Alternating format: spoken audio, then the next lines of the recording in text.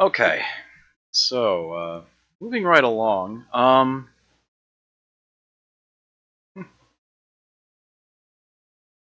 Fair enough. Fair enough. So I think it's going to be a nice segue now to move into some of the Game Boy titles that they ended up publishing.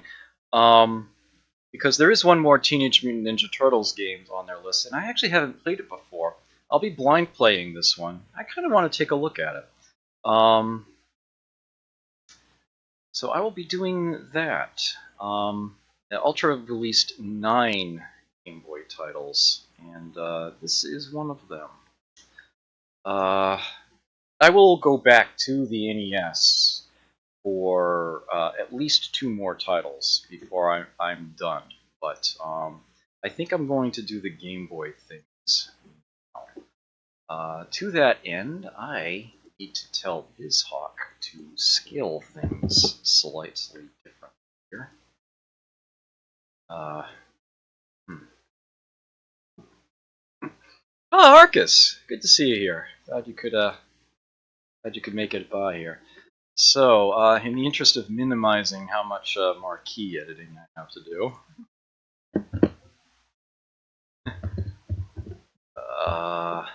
this is going to be a longer title. I don't know how many spaces I'm going to need.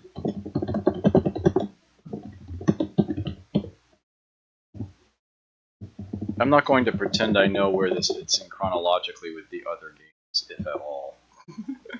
It simply is what it is. And this is again a Game Boy release. Let's get that.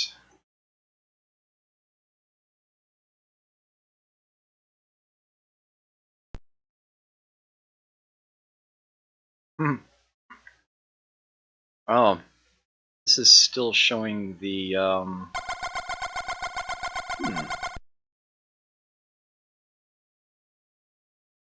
still showing the palette from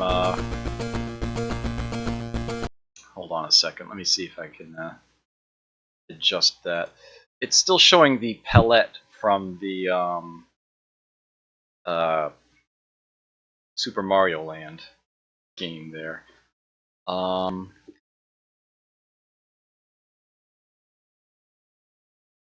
Is it dark blue the one I'm looking for? Doesn't look like it. Sorry about this. Not exactly professional, I know. There's sort of an official Konami, There we go!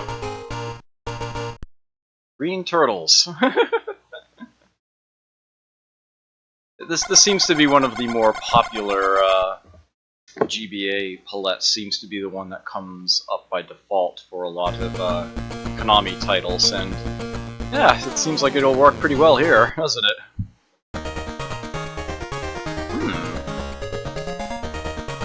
Looks good to me.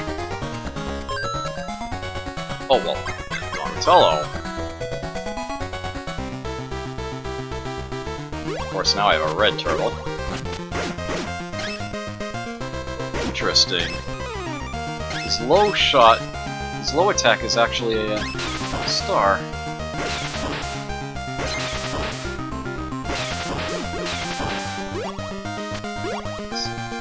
Alright, so he's got a high jump. Seems to have a dive kick.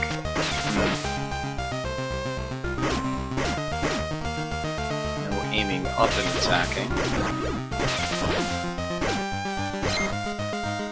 So far, this seems pretty, very scaled down bad dudes. Playable enough, I suppose.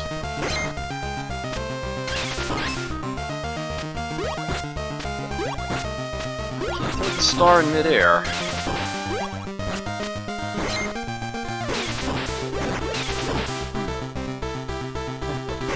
This is literally the first time I have ever seen this game, by the way. I am very much blind playing this.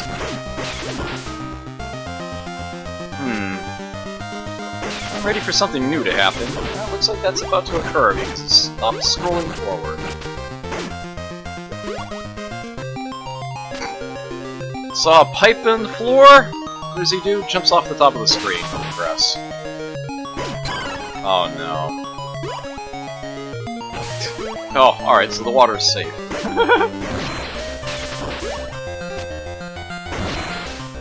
Seems to be a pretty straightforward action platformer deal.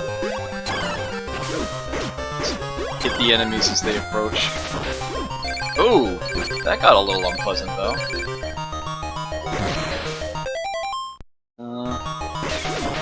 And there's no select button on the Game Boy, so I guess this is it.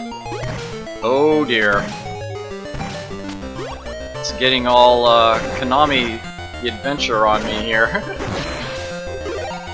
Did I just say Konami the Adventure? I meant Castlevania the Adventure. Once again, Ultra Games is Konami. This is their overflow label.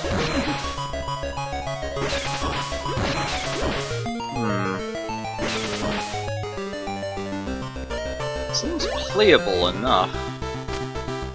Can't say I'm impressed, but it definitely works. Whoa.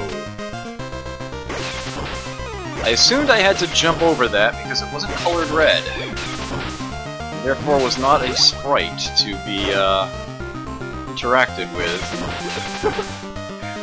That is one advantage playing these monochrome Game Boy games on a color system.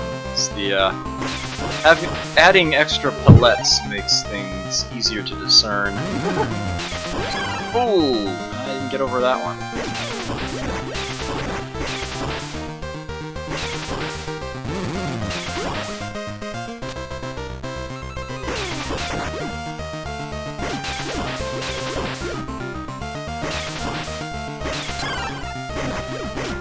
Oh yeah, there is a select button on the Game Boy.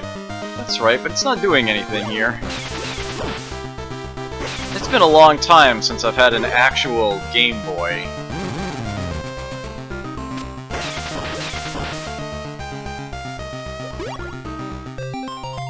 I do have a Game Boy Advance. I have a DS.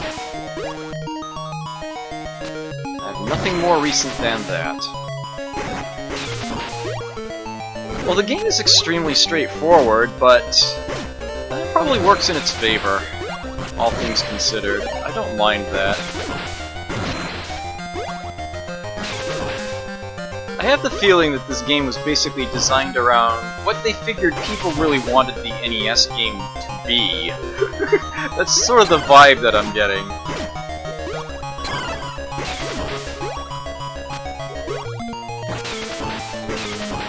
Is there going to be a boss up ahead or something, maybe? It is starting to get a little repetitive. Here, after a boss, I can move on. I'm guessing I only have the one life, but I seem to have plenty of health.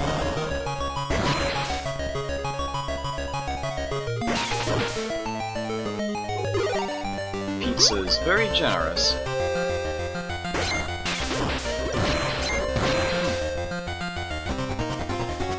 Here we go. Ooh!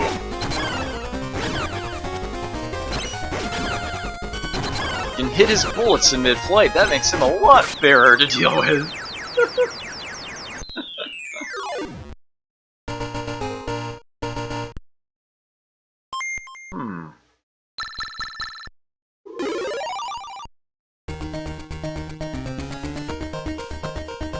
The enemy must be near. April is screaming.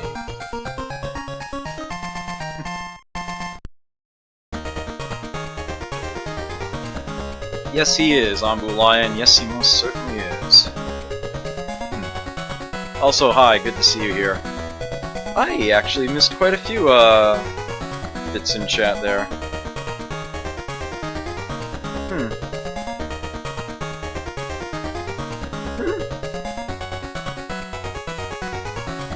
Alright. I think that was enough of that one. Yeah, hooray for the purple smart one. That's one way to phrase it. I'm gonna just abbreviate that on my list, and I'll finish typing out that incredibly long title later. All right, I'm gonna stick with Game Boy for now. Get through my desired list of those. So one of Konami's most popular and enduring series from back in the day was Contra, and the Contra games, at least until they went 3D, when things suddenly became rather hit or miss, have always had their fans. Have always been pretty popular. There was a essentially Contra 2.5 between Super C and the Alien Wars that even a lot of Contra fans don't even really seem to know. And it's sort of unfortunate because it really does sort of fit in plot-wise and play-wise between the two quite nicely. In keeping with Konami's too cool for school approach in naming their games, like the sequel to Contra on the NES was called simply Super C. That was not an isolated event. The Game Boy Contra title was called Operation C. And that is from 1991. Yeah, take the marquee for that. Now, this is a game that I have not one credit cleared yet, and not for lack of trying. It has been a little while since I've attempted this. What the? Where the heck is it? Where'd it go? What did I do? Put it in the wrong folder?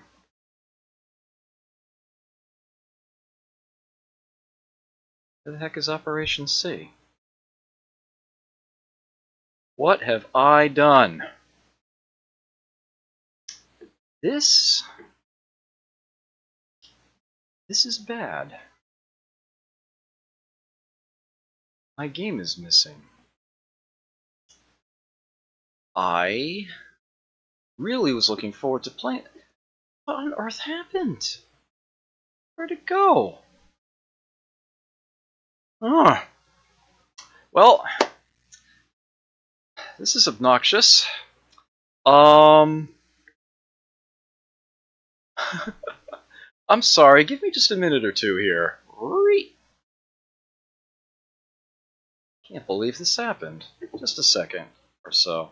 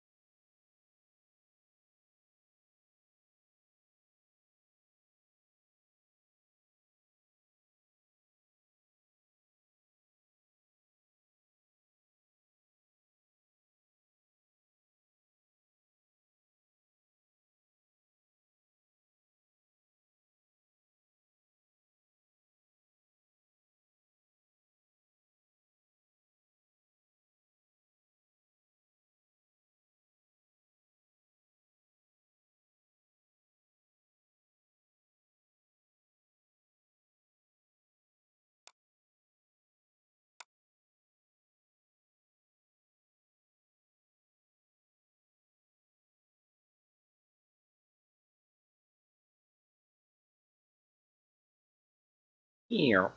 Alright, very sorry about that. I am not at all sure how that happened, although I suppose I have an educated guess. But at any rate, we are now back in action. This was well worth the delay. Here we go. Operation C.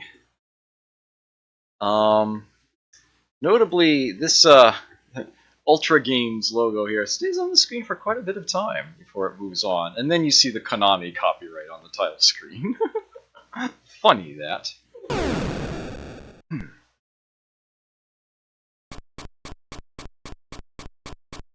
So you only get to play as Lance in this one, not Bill. No two-player option. Ooh! You're a bit on the loud side, aren't you? Let's turn you down a tad. How's about that? Maybe down a little more.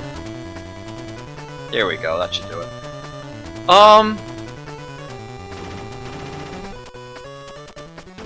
Entertainingly, in this game, you have auto-fire.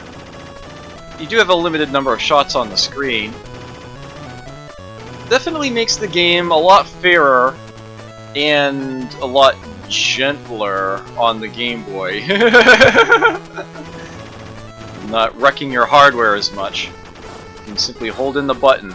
And you may note that this is something that was also standard in the Alien Wars in Contra 3, if you've played that. So this is definitely sort of... This game really does feel like it's in between those two. Between Super C and the Alien Wars. It really feels like an evolutionary plug between the two. A missing link, if you will. You may have noticed that this spread gun is only firing in 3 directions, not 5. That's because it plays like the arcade spread gun. As a matter of fact, if I grab a second copy of it, like so, now I shoot in 5 directions. Which is exactly what happens in the arcade release of Super Contra, that weapons actually get more powerful when you grab a second copy of them.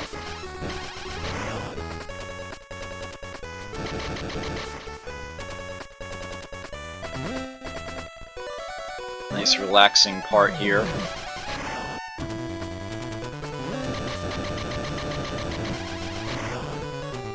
Yes! I have actually noticed that little issue before. That is something that Twitch does. There is some game or a subset of games that for some reason it equates to Operation C for reasons I haven't figured out.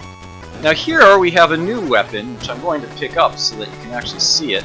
It's like the spread gun, fires in 3 directions, but the bullets home in on targets. This new hunter weapon was actually enhanced and upgraded for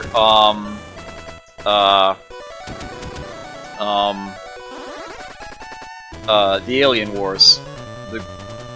There's a seeker weapon in there as well. And we also have the flame shot in its Super C version, because its Super C version was good. Sanity knows the flame gun in the original Contra is terrible. You're better off with the standard bullets. But I will stick to the spread gun for now. I realize I lost my power-up. I'm okay with this.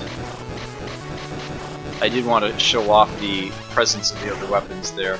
So yes, the homing shot weapon was not developed for Contra 3. It is actually original to this one. Those jumps are actually harder than they look. There's one later on where you have very little leeway.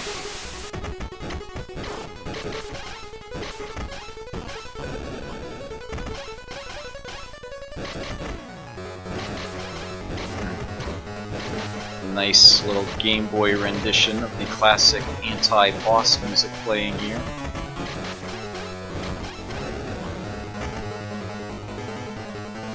Yeah, you have to shoot out all those hatches, as you might imagine, but you have to wait for them to open, for them to take damage.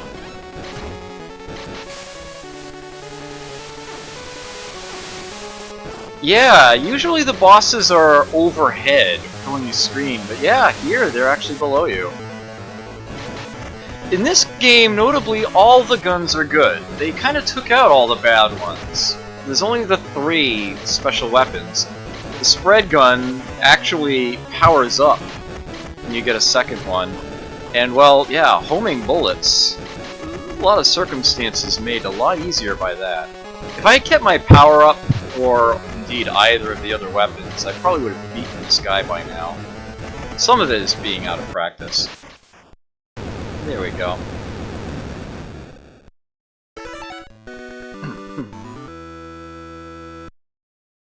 Yeah, in the arcade Super Contra, all weapons power up if you grab a second copy of them, making any of them a lot more useful. The machine gun is actually arguably even better than the spread gun in that game. People who 1cc the game will probably more often than not use the machine gun than the spread gun, but it can be done with both.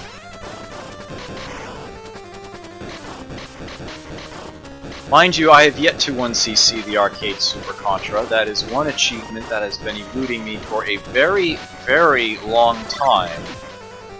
And Sanity knows I have certainly tried it enough. Did a pretty good job of giving you these senses of sizable enemies, even on the Game Boy here. There we go. Feel a lot safer once that one's dead.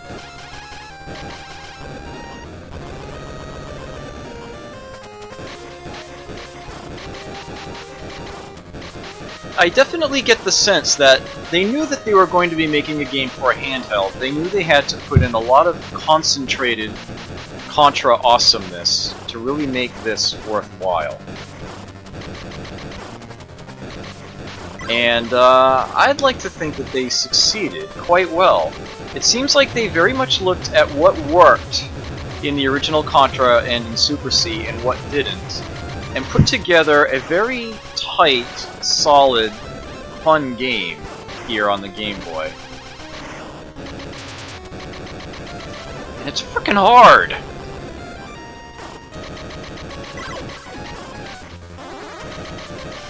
I do not expect to finish this game, but I will go as far as I am able to.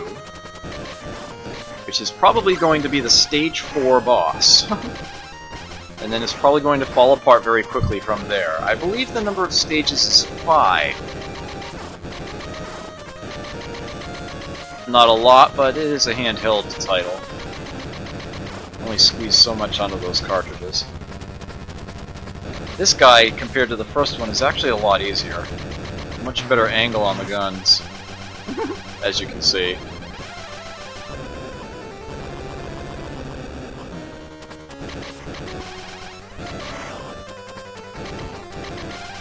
Oh, Contra Hardcore, yeah, there's all sorts of funky things in that game. I learned Contra Hardcore for a competition years ago, and yeah, when I learned that about its secret ending and whatnot, all that funky stuff, my word.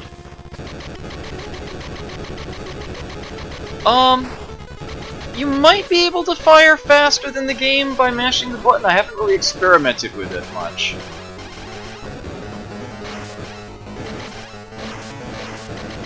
You do actually have to shoot out all of these other turrets before you can damage the center target, I do believe.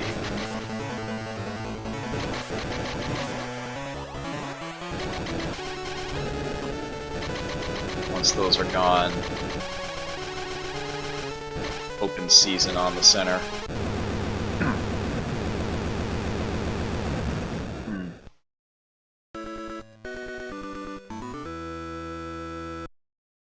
This, I think, would be an interesting game for a speedrunner to learn. I could easily see that being a thing. But you've got me curious. So this is just holding in the button. That's me mashing. Oh, I think it's actually hard locked to the game's own repeat speed. I don't think you can fire faster than you can just holding the button in.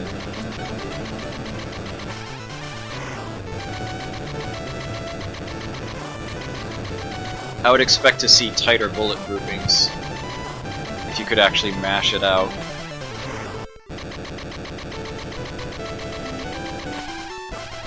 And I am used to testing out for things like that in games, like in Robotron, for example. Robotron is a game where you can easily fire faster than the standard fire rate just holding in the joystick in one direction. If you mash it, rapidly tap in one direction, you can fire faster than the game will normally have you do it. Now, these boulders you can actually shoot out. They're probably worth a good amount of points, but yeah, this game, of course, doesn't tell you how many points things are worth. It just shows you the score. It's all said and done. This vertical ascension here, you jump higher than you might think you do. You actually latch onto those floors. You do not control your jump height. All your jumps are the same height. You do actually have to be very careful as you ascend here. It's very easy to jump higher than you anticipated to. Suddenly scroll the screen ahead into something that wants to ambush you.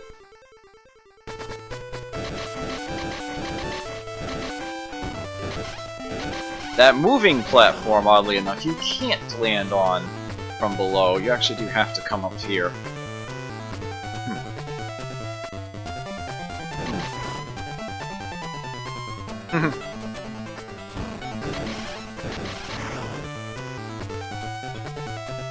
Yeah, that game has a lot of endings.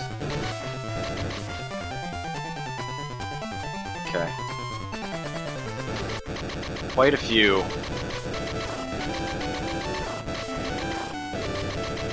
You ever play Hardcore Uprising? It's latter day prequel, I guess would be the way you'd describe it. Oh, get back here, you jerk.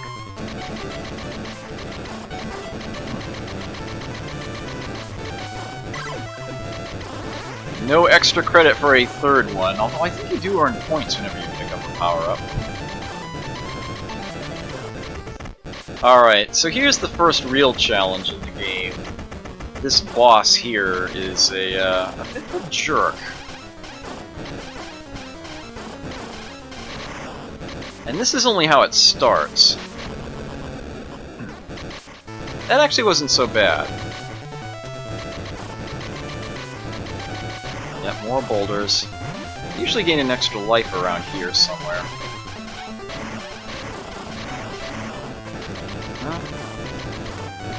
Might have already. Not sure.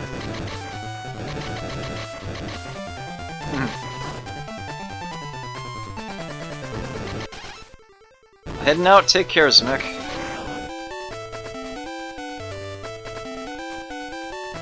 There we go.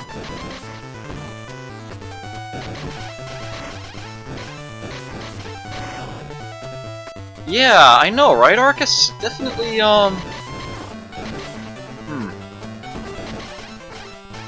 I'm surprised that this game is so little known as it is. I mean, you'd think that Contra 2.5 would be something everybody would know is out there.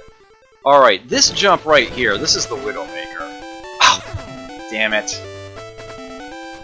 Oh, come on!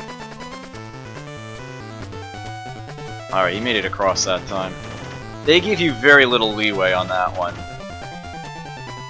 And I have now lost my power-ups for the boss here, and my word, this guy's a pain. You can stand up here, and you kinda need to. But yeah, that was close. I'm actually kind of surprised that didn't hit me just then. Alright, got both of those. Both of those damn arms. Now he's got the bubble thing. Ah! I might not need to get back up onto. Oh, I'm gonna have to. Oh, he's docking. Gotta get off. Thankfully, I already took out the gun on this side. Ugh. Oh! Ah! Alright. I want to get rid of that gun too. There we go.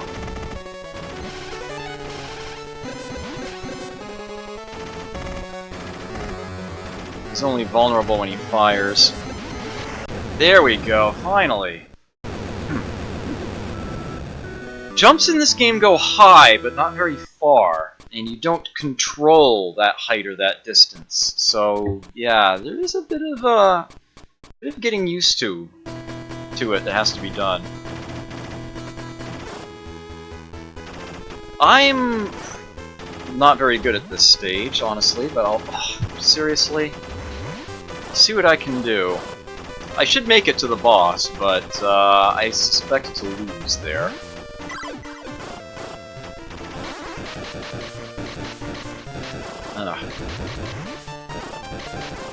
Yeah, those pods burst open, spit out 3 enemies at once. Yeah, the music is mostly remixes of tracks from the original Contra, not Super C. There. It's good stuff. All in all, I am very impressed with this game. I just wish I could 1cc it. Ooh. And this is something that has not yet happened for me. Whoa, that got unpleasant. Ugh.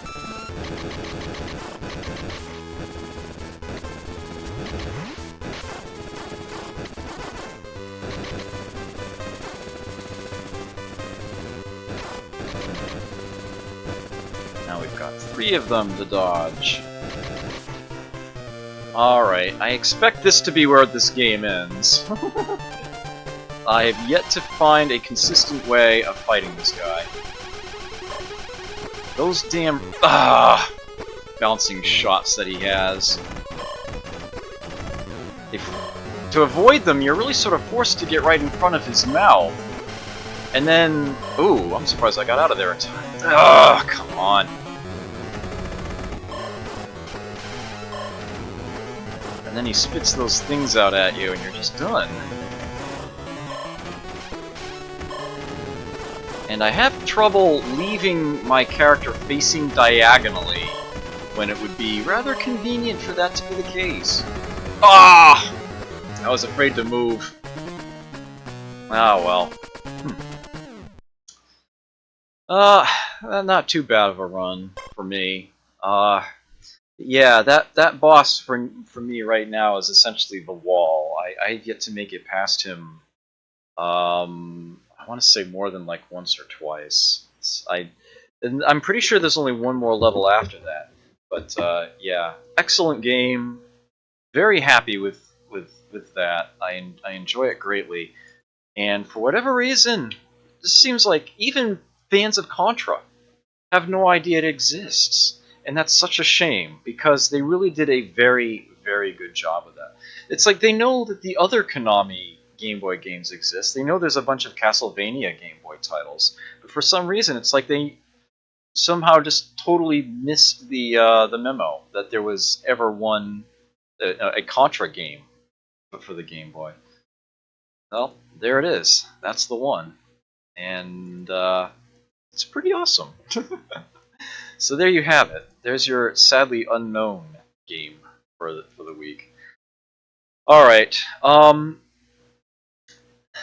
In much the same way that there were 2 Ultra games that were arcade releases for the NES, one significantly enhanced in the form of Gyrus, and one that's basically just an arcade port and the lackluster, to be completely honest, in Qbert.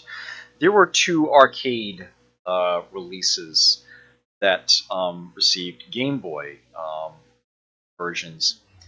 One of those was also released for the NES under a different title, oddly enough. I guess I'll cover that one first.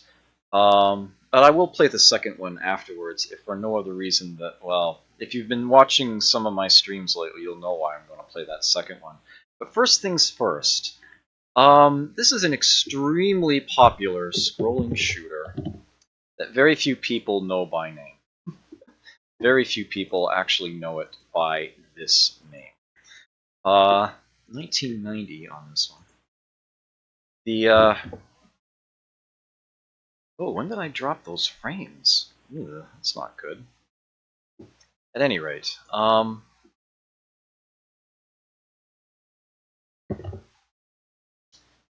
this game here will probably become, you will probably recognize it before long. Just under a different title. Another configuration screen. Auto shot on.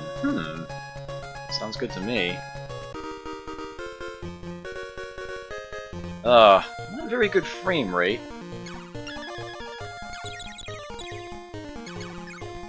I suppose it was nice that they even tried.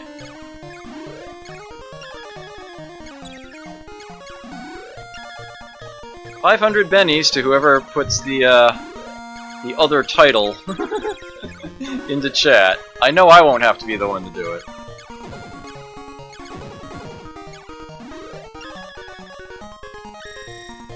Yes, that's exactly it.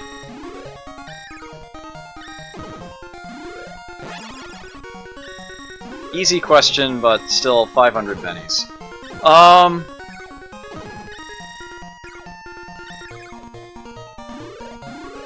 We are.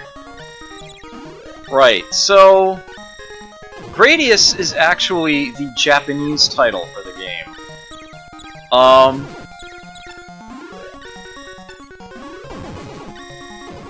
Interestingly. When it was released in US arcades, they renamed it to Nemesis. That's a kill-all. The frame rate is definitely unpleasant, especially when you start, but the game actually isn't that bad. You get used to looking at it for a bit. It actually plays fairly well. I'm holding out for the shield now, thank you.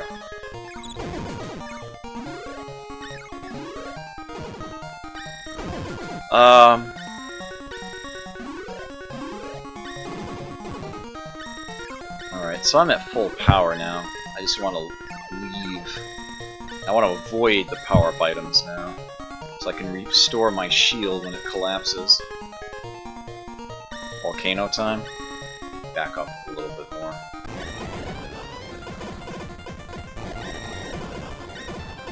I'm assuming this is going to be easier to survive on the Game Boy, because it can't throw as many sprites at me.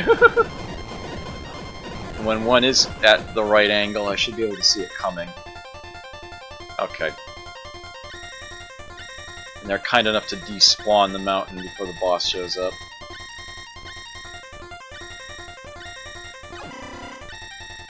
Shoot the core! Oh, that was stupid of me. There we go. Yeah, limited to 2 options.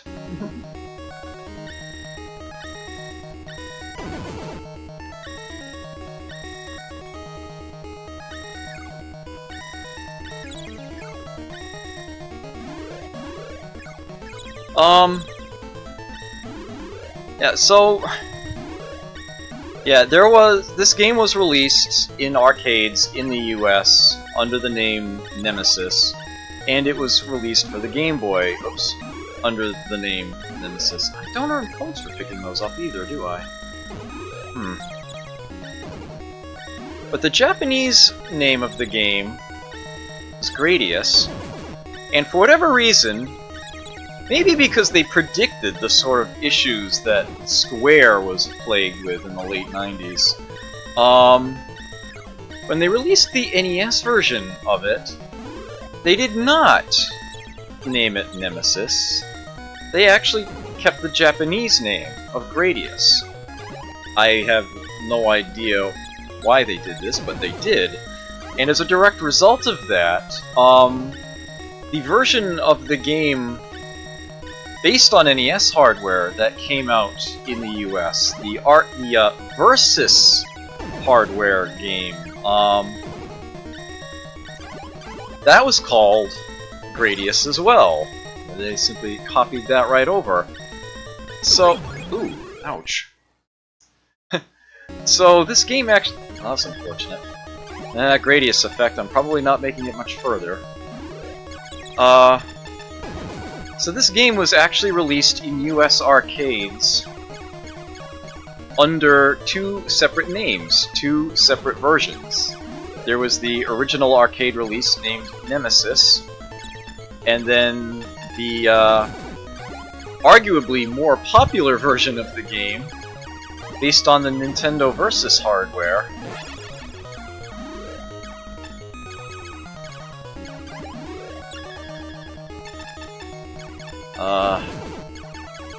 And that was called Gradius.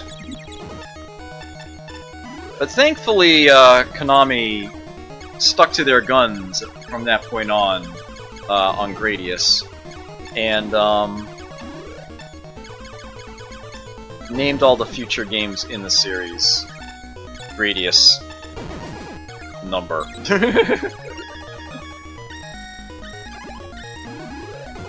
If you're thinking, well, I mean, the sequel to Gradius is called Life Force, that's actually a common misconception. The Japanese name of Life Force is Salamander. It's actually a side story. It is not the sequel. There is an actual Gradius 2. That was Japan only.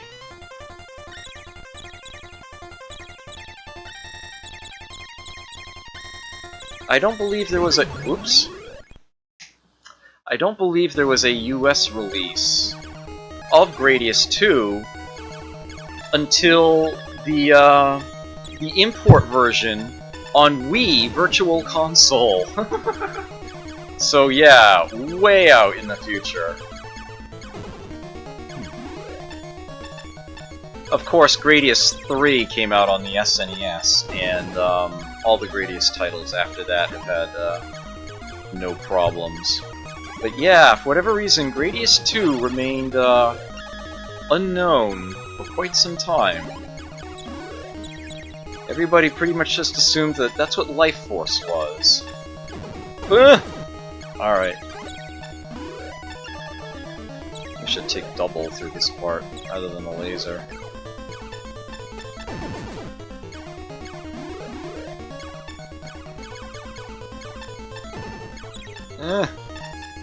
Can't get shots through those things! Ah!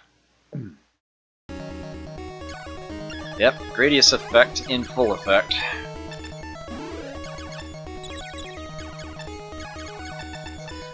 There was a release of Life Force in the US arcades. It was called Life Force. As a matter of fact, FunSpot has it, and it was in a tournament once. Maybe even twice. Oh, curses. Ah, well. That was actually my first time playing this version of it, so, I'm happy I made it as far as I did. Notably, Life Force and Salamander, in their arcade releases, don't have that iconic power-up gauge that Gradius has. Instead, you find actual power-ups as you go. It's like, this is an option item, this is a missile item, as you go. Same thing, you know, US and arcade. When they did the home version of Life Force, they actually changed that. They put the Gradius power-up system back in to essentially make the game feel a lot more like their incredibly popular earlier NES title. There was in fact a Salamander 2, a direct sequel to Life Force. I believe that was only released in Japan in any way, shape, or form, whatever platforms it was on. Yes, the terrain is never harmless in the Gradius games. Although some of them do actually have secret warps in areas near the top and bottom of the screen that you can actually reach. But yeah, when you see a chunk of rock or a floor, yeah, you don't want to touch it. Not pleasant.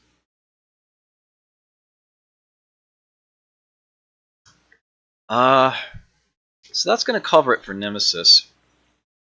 And now to play a game whose arcade release has recently been my own nemesis. If you have... Hold on. What year is this from again? It is 1990 again. Okay. So if you've seen some of my arcade streams, there is one game that I've played on stream quite a few times and have yet to highlight, because every time I've played it, I've done absolutely horribly. That game is called Block Hole. Its Japanese version is called Quarth, and they kept that Japanese name for the Game Boy release in the US. Getting weird with the title consistency there. But there you have it. This was actually how I originally played this game. Played the Game Boy version before I played the arcade release. Somehow, I don't expect I'll do much better.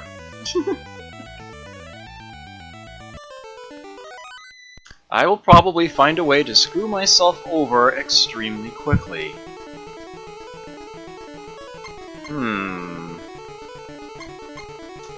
I forget what that setting actually is, but I will leave it on 1 for now.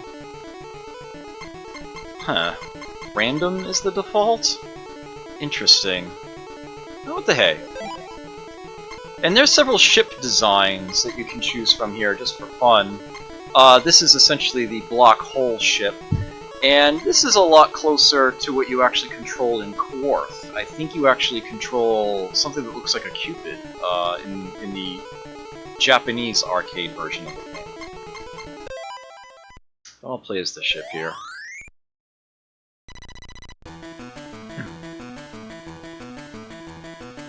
Alright, so here we've got things creeping down 1 pixel at a time. I can speed up the line, but I don't get any reward for it. These blocks here would each be a rectangle if you added 4 pieces to it. And what I need to do is create rectangles. Mind you, I only need the outline of a rectangle. I can complete multiple blocks at once if I get them into shape accordingly. The idea is to make sure that nothing hits the line at the bottom. Now, most importantly, I've got the fire button. I don't have any other button. That's it. There is no way to erase blocks. So your greed is your #1 enemy. If you just try to take out blocks quickly and survive, well, you probably will. But your score will be utter rubbish. To get something even remotely decent score-wise, you need to find ways to combine blocks together to eliminate them in sets. It is very easy, however, to make a mistake by firing 1 too many shots, in which case you need to, like a crazed maniac, fix that, make everything else around it deeper in order to remedy that error. Yes I do. Why do you ask?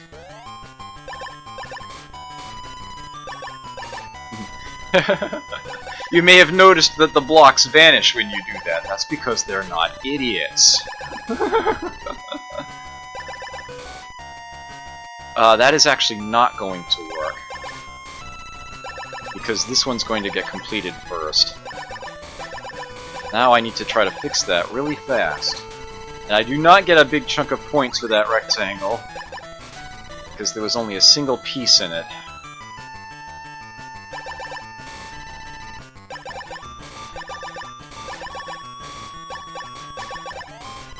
Yeah.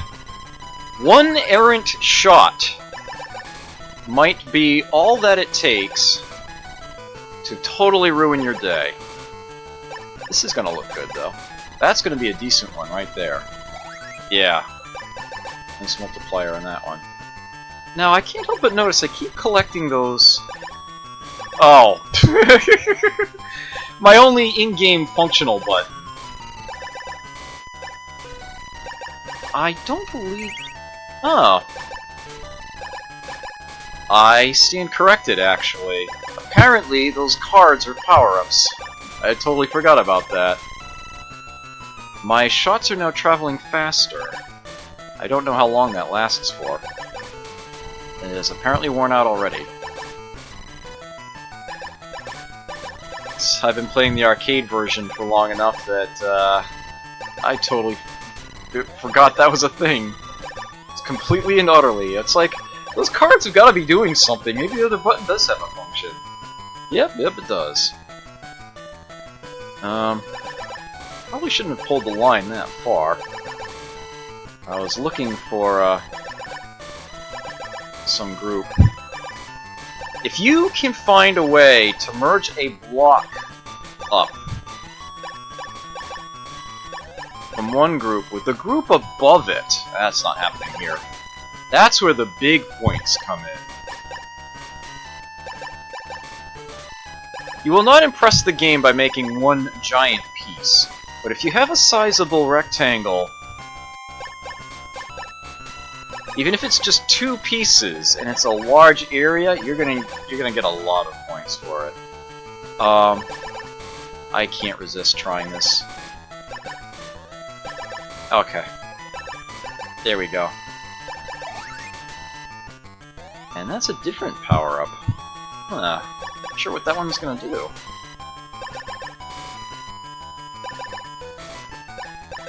I should point out, I've been making a lot of filled rectangles here, but that's actually not necessary. Just the outline of one will suffice.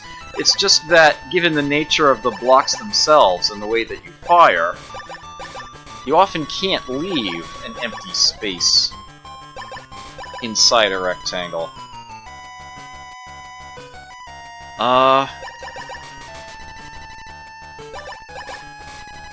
Not seeing an opportunity here.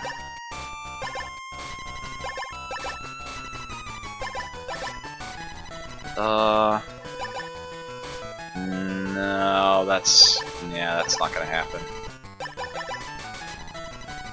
It does require a certain amount of patience, waiting for those opportunities to come up.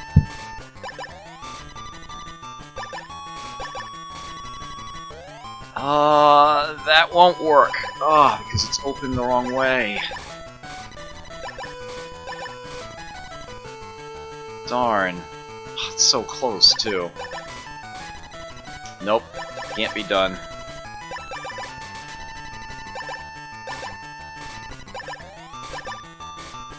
Actually, hold up a sec.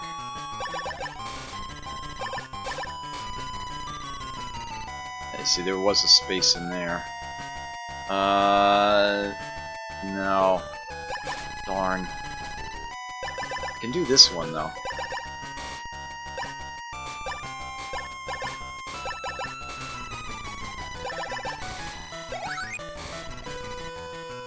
Yeah, the arcade affair, if you've seen me play it, oh, whoops. Missed. Thankfully it was still nice and early. Oh, not quite! Close, but not quite. This'll work.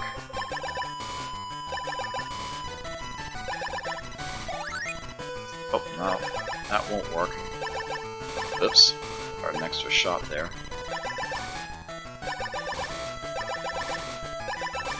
Counting your shots is important. All it takes is one screw-up and it is over. No, I was trying to see if I could switch between the cards there, but there doesn't seem to be a button for that.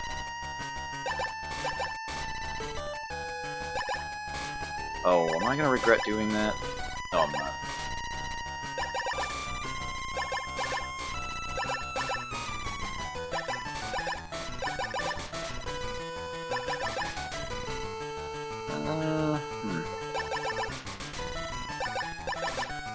Yeah, the arcade version every now and then has silver and gold blocks that do clearances for you.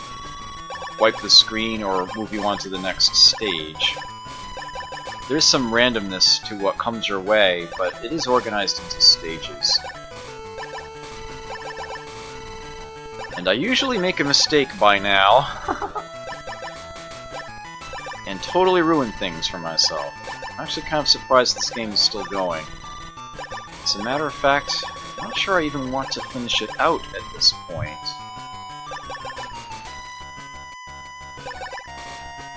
So I feel like this is taking a little too long, oddly enough.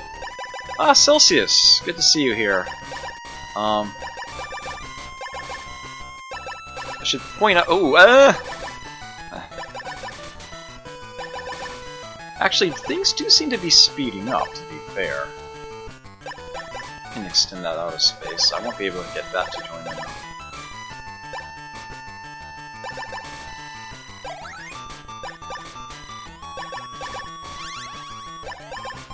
Ah, I see. That freezes the line in place for a time. I guess it just automatically uses the best one you've got at any given time.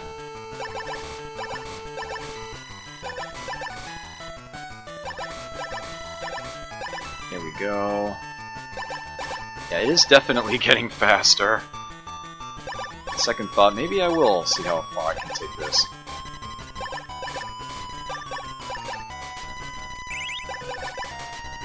Faster shots sounds like a good idea to me.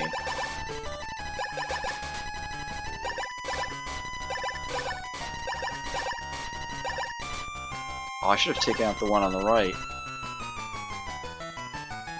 Seeing if I could have done a merging. Oops, that was a space too far. There we go.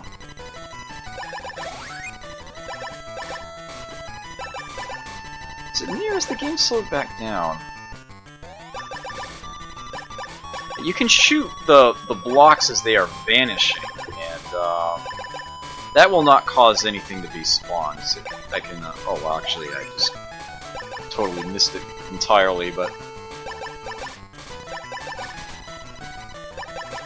have I ever played Oregon Trail? Bit of a random question, but I suppose at one point I did, but it was a lot more recently than you might think. I never played it back in the day. And that already is a rectangle. Just make it a little deeper.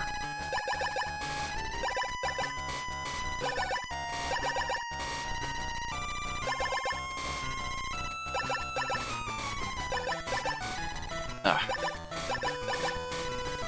Go. Ooh. Okay.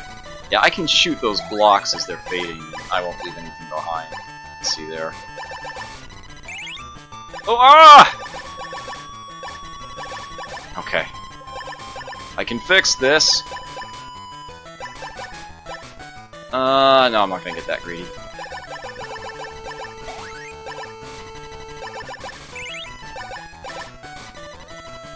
There was something better I could have done there. Oh well.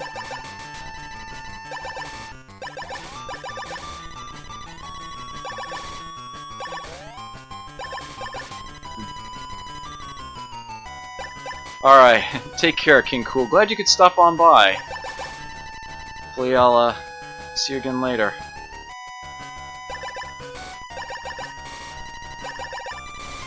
Yes, don't die of dysentery. That would be unpleasant.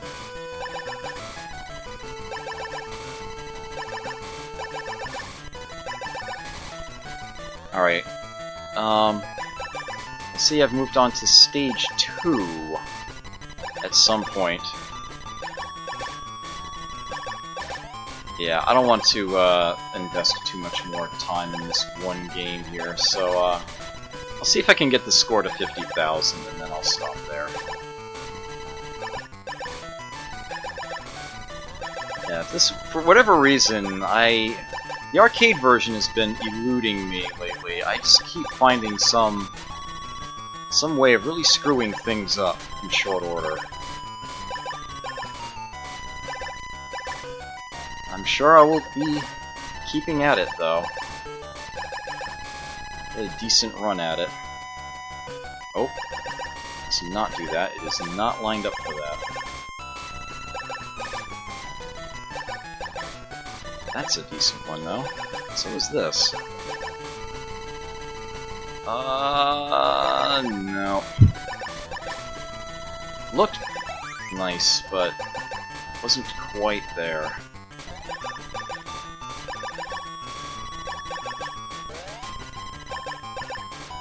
It's very satisfying in this game when they give you a nice big rectangle potential and you actually see it and you're able to make it happen. Actually it's not going to work because I have too many open pieces at the bottom. I can't do that here. Could have made it a little better than that, but... Alright, I've broken 50,000 points. I think I'm going to stop there.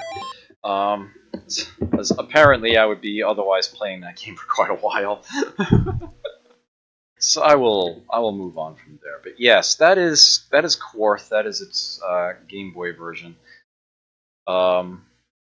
Released in the arcades in Japan under the same name and US under the name Block Hole. You'll probably be seeing me play Block Hole on stream quite a bit more because I'm not where I want to be in that game, not by a long shot.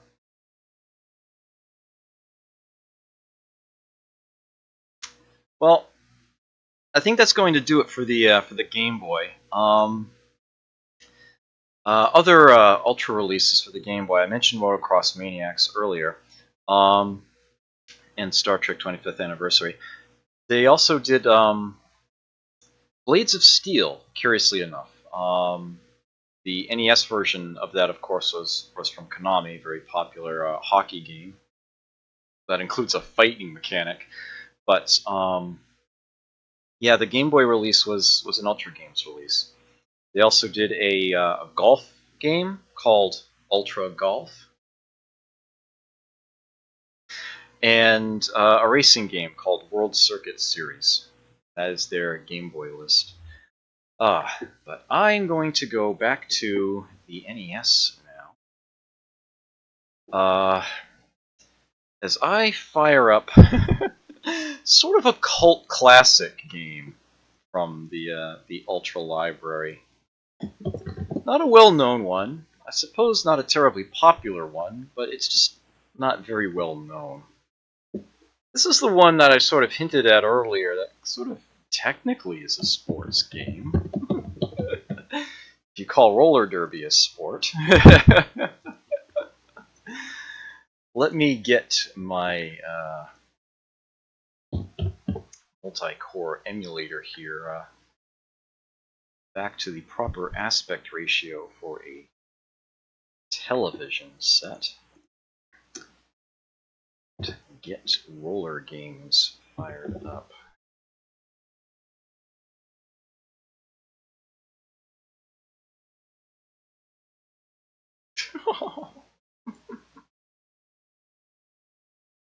Poor King Cool.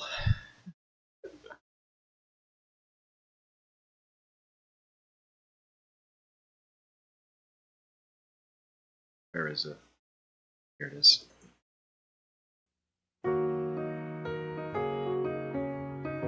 In memory of King Cool 2009.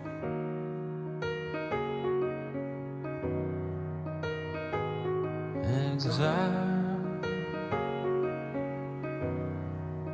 it takes your mind again. Exile, it takes your mind again. You got suckers luck. Have you given up? Does it feel like a trial? I'll stop that now. Sorry, I'm not sure what came over me. Anyhow, roller games.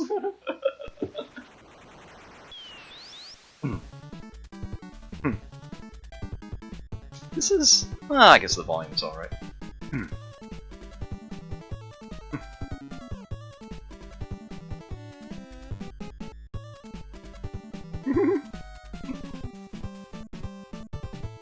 You didn't miss anything, Jizendar.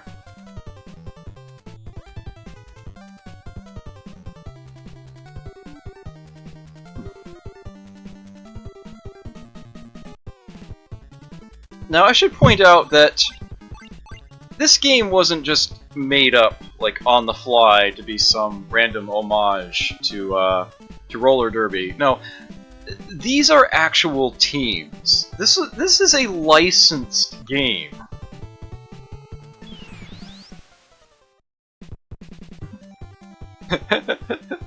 This guy right here, I distinctly remember him from television when I was a kid.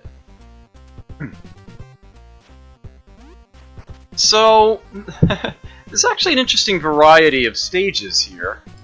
Ooh, darn. You've got a bit of platforming to go with. The animation is fantastic. You are on roller skates here, so there is definitely some physics that you have to kind of, inertia you need to learn to deal with. But it is actually a very playable game. It's a lot of fun. Oops. Darn.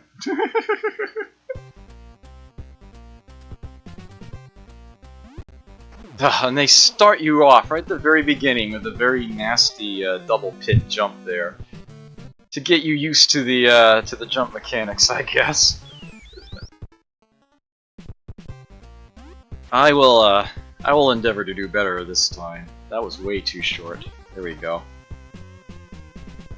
Gentler jumps. There we go. Now I'm on point. 4 for 4.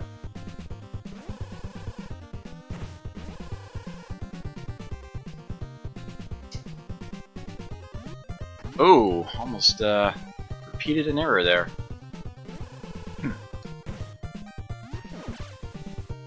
Here you're always facing left or right, so it feels a bit more like a brawler.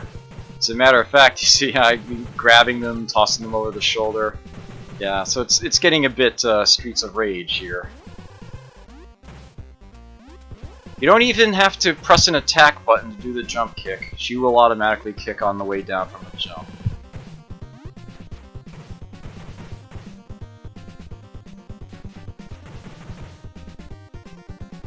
And I hasten to state that the brawling in this game plays a lot better than the brawling in Konami's actual, better known brawler for the NES. I mean, speaking, of course, of the Adventures of Bayou Billy. Oh, damn. I note that when I get to these sections, there is no more inertia on my movement. Whoops. Bad positioning there. Ah. Yeah, I do have the escape maneuver with both buttons together, but I have a limited stock of those. That's what's at the bottom right there. Yeah, that got a little ugly. Ooh. Still slightly on the chintzy side, but it works pretty well. Oof. Might be overreacting to those slightly, but only slightly. Oh, come on! Really?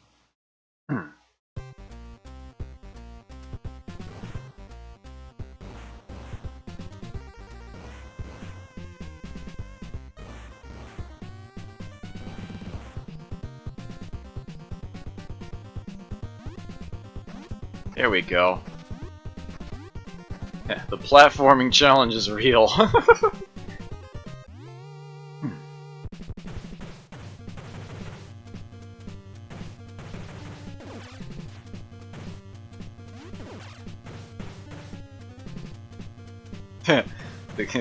The manager up there waving his stick, directing the rest of his team around.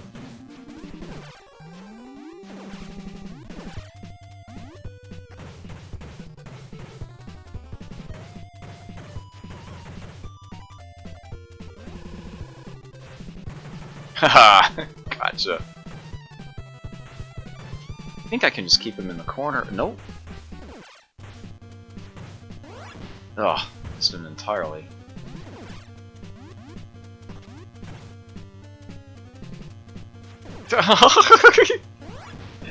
Freaking spaz! See, yeah, he gets tired. Oh, really?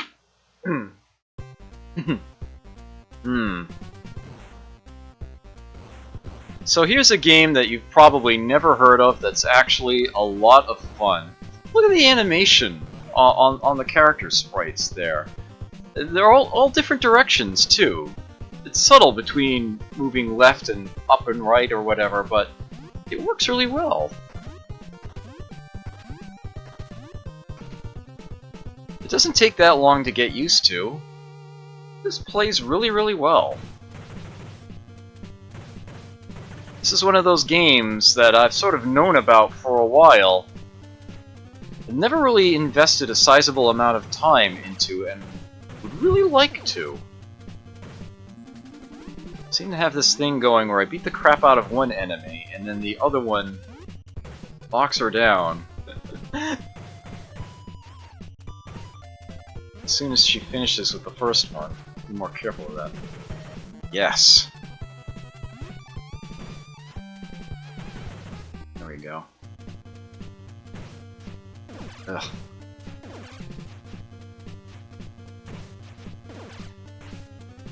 Come on, give me the grab.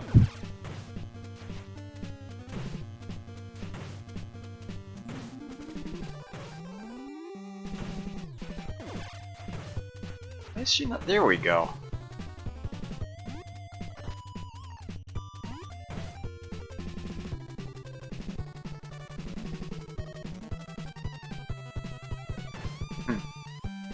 We'll just do this one blow at a time, I guess. I bet it takes a... Ooh. I don't think it takes many hits.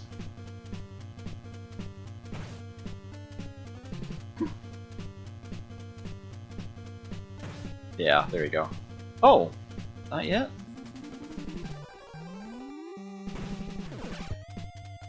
Oh, come on. There we go.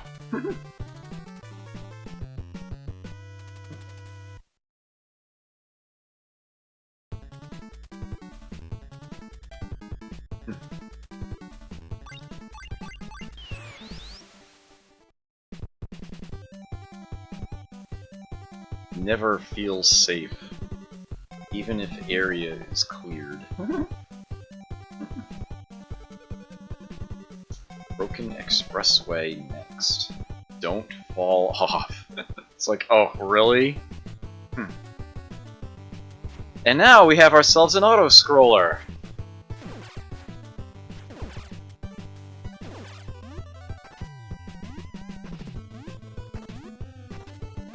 Oops. Ugh. You can attack forward and backward. Ugh.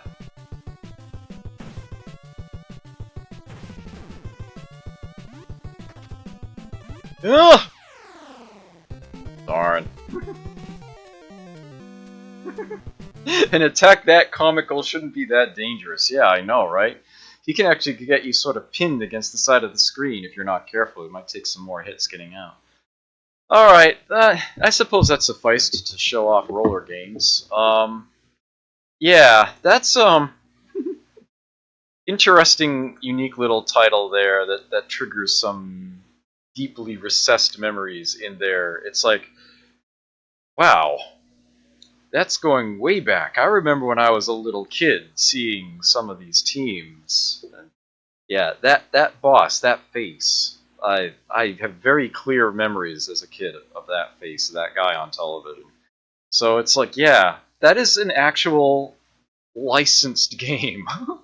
Amazingly enough. And all things considered, they did a very, very good job with it. The game's a lot of fun. It's a lot of fun. They did a very good job with that. But moving on. Let's see. Alright, so the next game that I'm going to do is definitely not a licensed game, but it is a sports title. The title of this game on its box reads Cyber Stadium Series Base Wars. Now, I hasten to state that there were no other games in a Cyber Stadium series. Base Wars is the one and only such game. I'm imagining that they had pictured these plans of making a bunch of these games of classic sports played with robots that battle each other. Yeah, never happened beyond this one.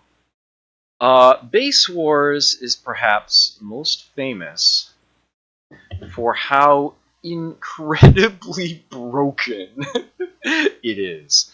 The amount of control and power that you get on your players as you go through the season and build up funds is ridiculous. And if you happen to know a few techniques, you can actually get to where you can win a game by disqualifying your opponents in the first inning. It's that insane. Let me guess. They alphabetized this under C. Yes, they did. Here we go.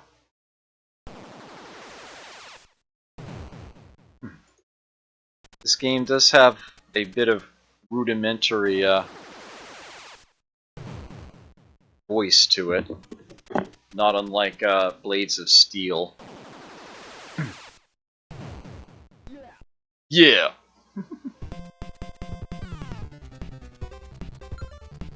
Yeah, you can totally create your own edit teams.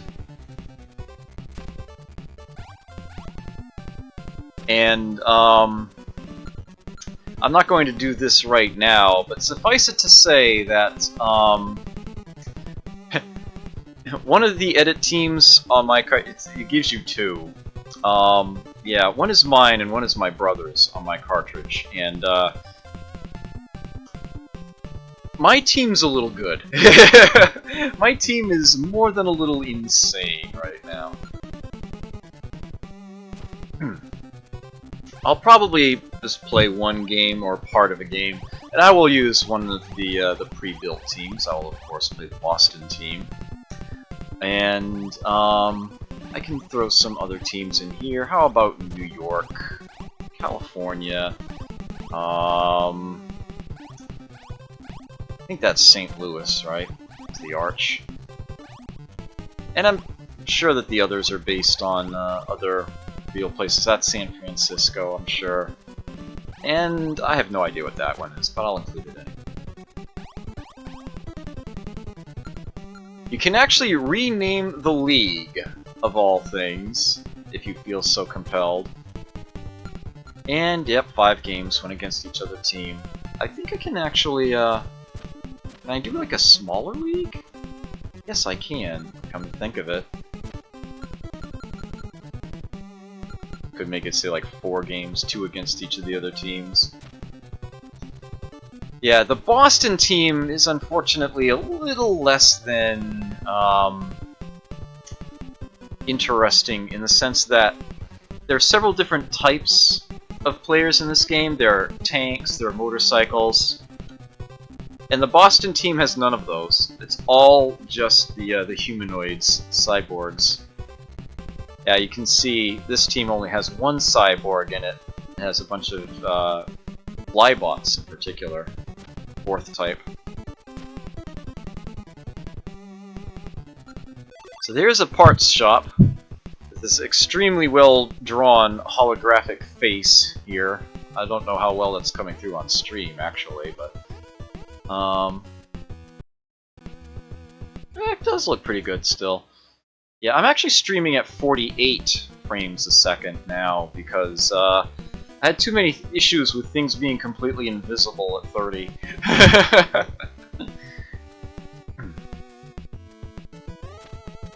Yes, I am Boston. Yeah, they start you at 10,000. You can improve things in different ways.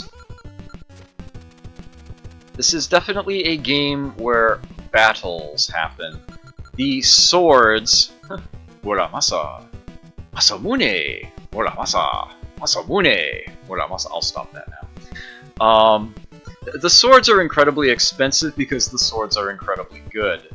They essentially damage each frame. You can just hold them out and continually damage an enemy. I say enemy, I really should say opponent, you know, someone on the other team, but yeah, it's a bit of a battlefield out there. I'll take a fire gun, and I will give it to my first baseman to start with.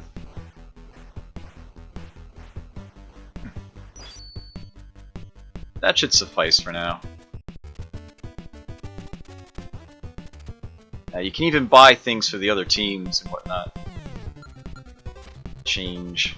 You can edit the teams even here. You can look at stats on your league so far. Time to play ball, and you actually choose which order you want to do the games in. Let's do a good old Boston, New York here.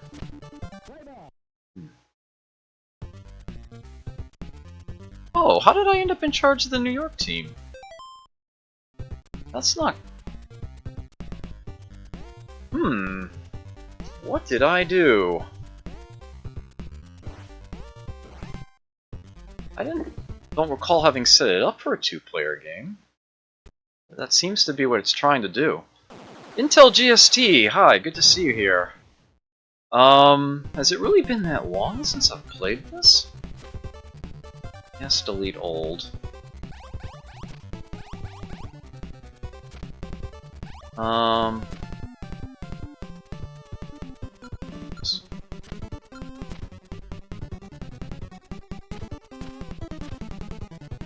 So whatever did I do wrong?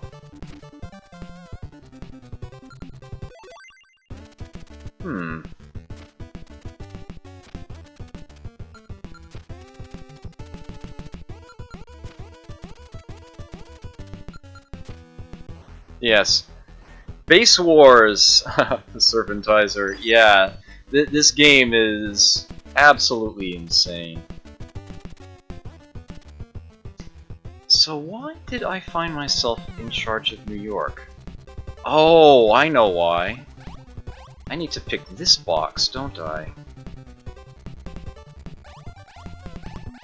Why am I even playing against another player, though?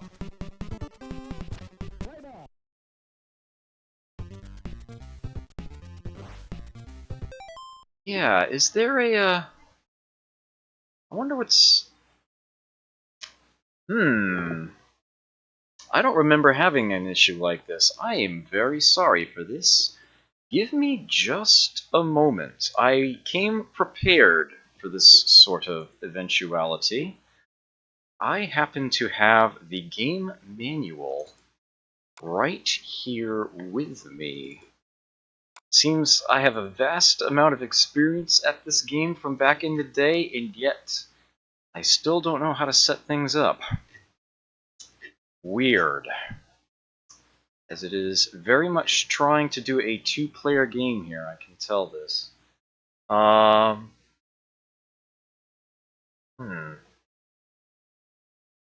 suppose I should not even be trying to go into pennant mode, but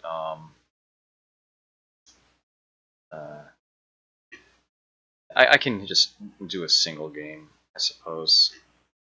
Probably just as well.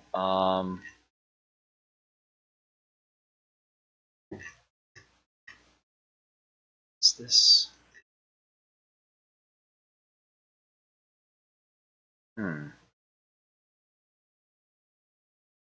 So I guarantee you that there is an AI in this game.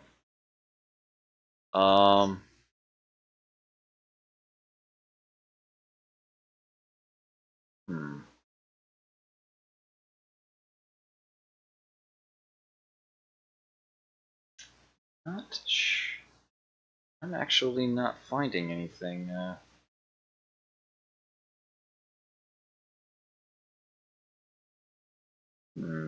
This is weird.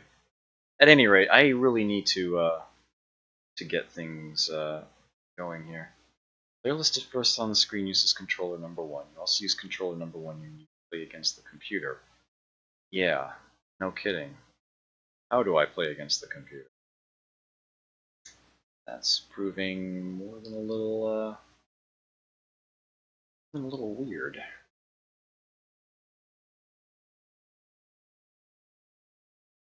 All right. I'll simply try this one more time. I don't want to waste any more of my clock on this. I don't think it is. That's just it. I distinctly remember playing full seasons against the AI. I wonder if it's just keying into,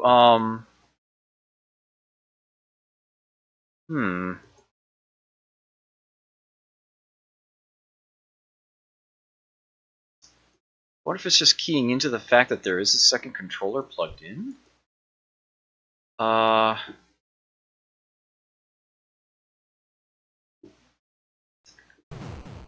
not sure how to change that if that is part of the problem. Let's see.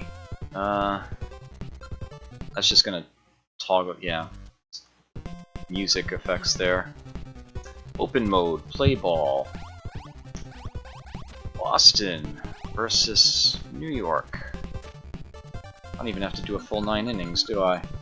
Let's like do a 3-inning game. There we go, man versus CPU. That I know will work. Here we go. He charged up a fastball. Yeah, he got that caught. Ooh, that went up. This game is easily the hardest of any baseball game I've ever seen to judge a pitch.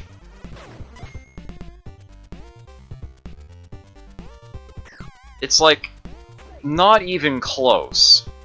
You can steer those pitches on the fly, up, down, left, and right. And with a very powerful pitcher, you can hook the heck out of that ball. You can have it go above their head, then flat on the ground, and then back up into the strike zone. No problems at all. It is insane.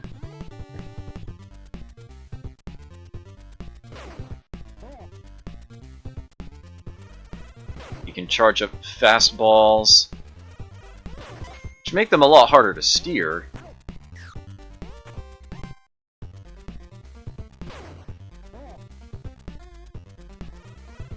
The AI is a lot better at judging a pitch than you ever will be.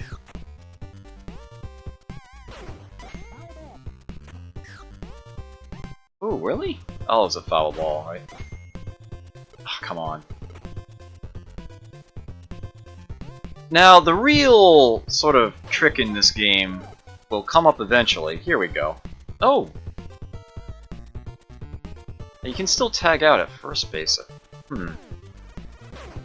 When there is... Yeah, here we go.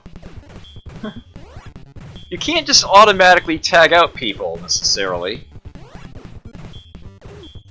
When it comes down to it, you fight for it.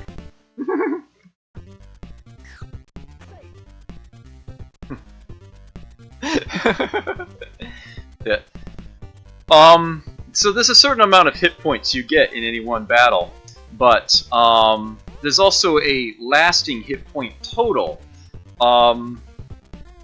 If you lose too many hit points in one battle, you get knocked out. You lose that battle. And if you are the runner, you take the base. If you win, if the defender wins, the runner is out.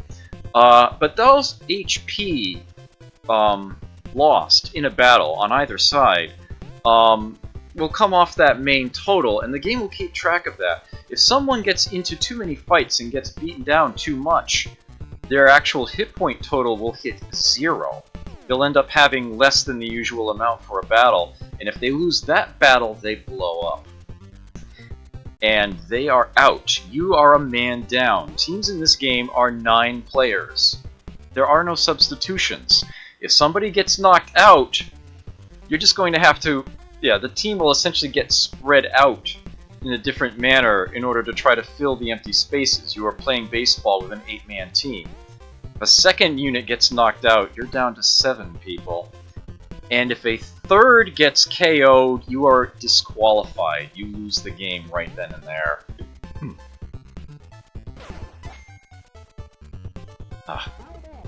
Oh, that's a foul ball.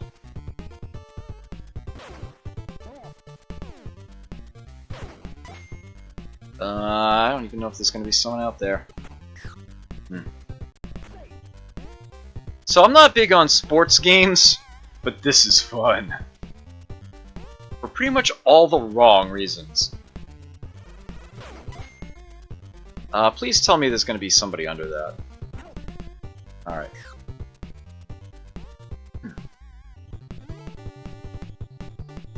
Kept it scoreless. So there is one particular technique that I want to try to show off here. Hopefully I can make it happen. Hopefully I can actually hit a freaking pitch.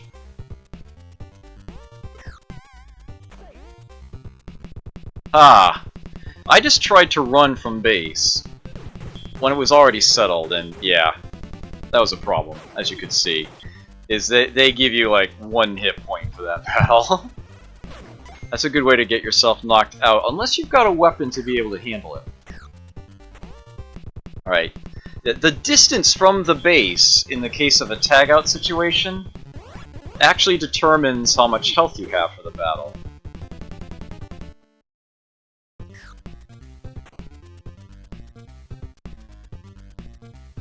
I'm gonna try to fight my way to base. Oh, he's got a sword! Ah! Nope. Hard to show off without a good weapon in place. Ugh. Up against the laser gun here. Here we are. He can't take any more damage, but yeah, I can keep hitting him. Nope, I can retreat.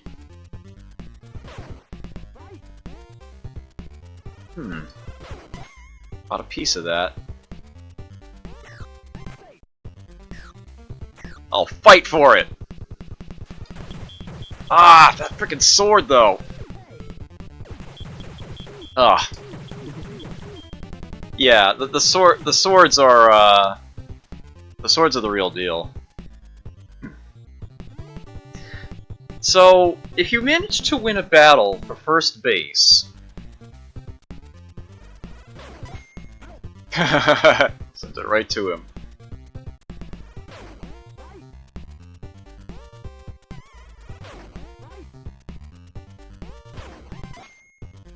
That looks caught. Sometimes you'll have to move the guy just a tiny bit before the ball lands, but he'll usually be very close to it if the ball's hit up high like that. Ah, damn!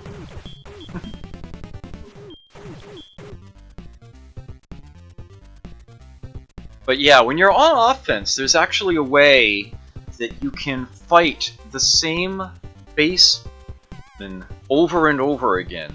You can, after winning a battle, you can leave.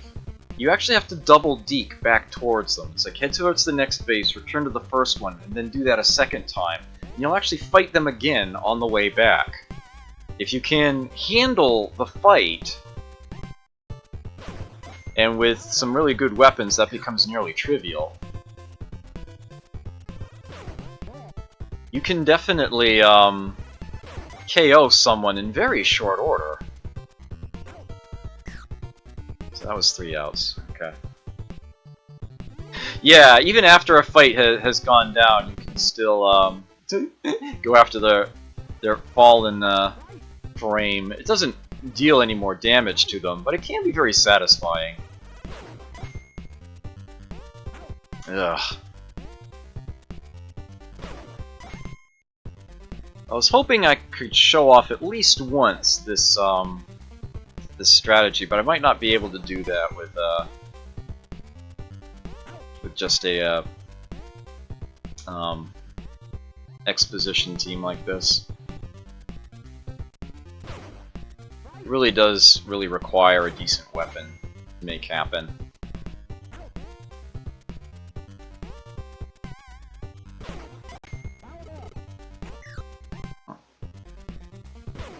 I'm also not going to be able to steer the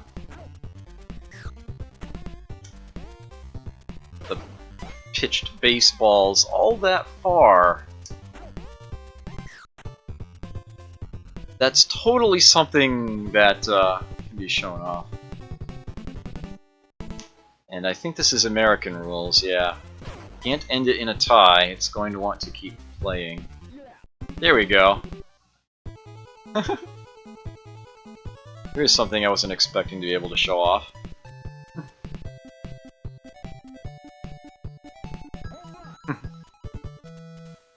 Home run animation there.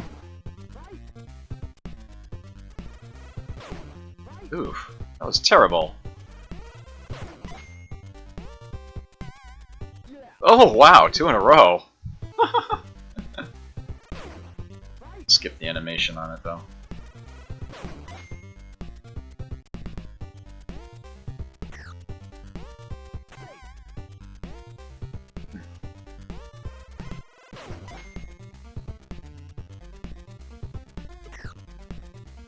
That was almost there. Ah, oh, damn it! Can't seem to find the right timing for that. Ugh. That third baseman. Third baseman's a rough one.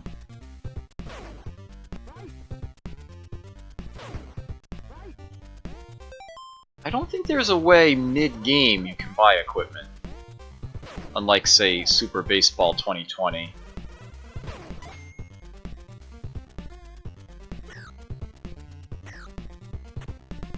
No, you're too tough. Oh, that really looked good too. That's gonna get caught. Yep.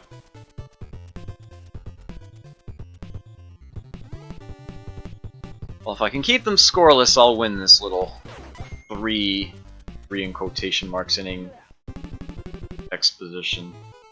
Exhibition, that's the word, exhibition. Exposition, what am I thinking? Fortunately, he just got a home run himself. What?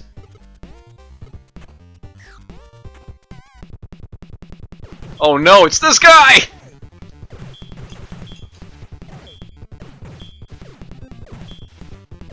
Ah! Nope. Almost had a rhythm going.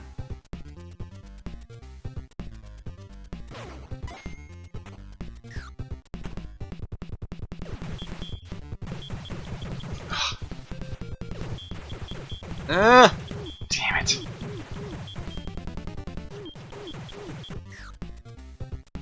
I just can't seem to stop that guy.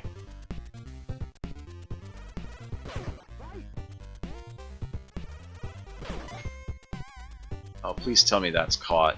Kinda needs to be. Ugh! No! Stop it! Ugh! Damn. I might lose this game here.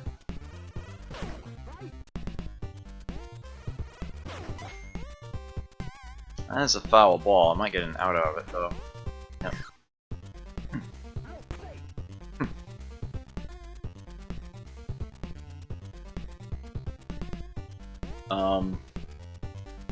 Game?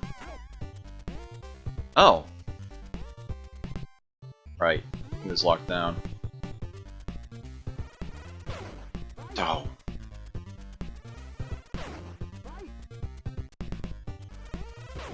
Why did I swing at that? You can see, this is only how it starts. The pitches can get even more insane than this. Power up a pitcher and it gets ridiculous. Darn. I have to keep him down another one. I'm on a mission now. I will show off one more game after this, though.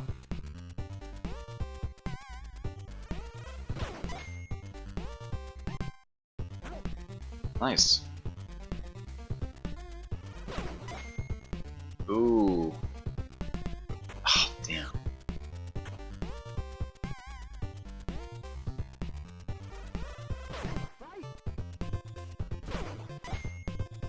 Uh-oh, that's out of here, ain't it? Yep. They got me.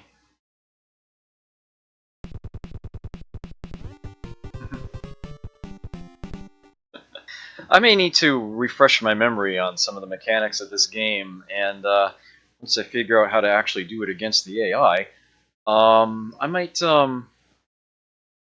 might squeeze in a little season of this on stream at some point.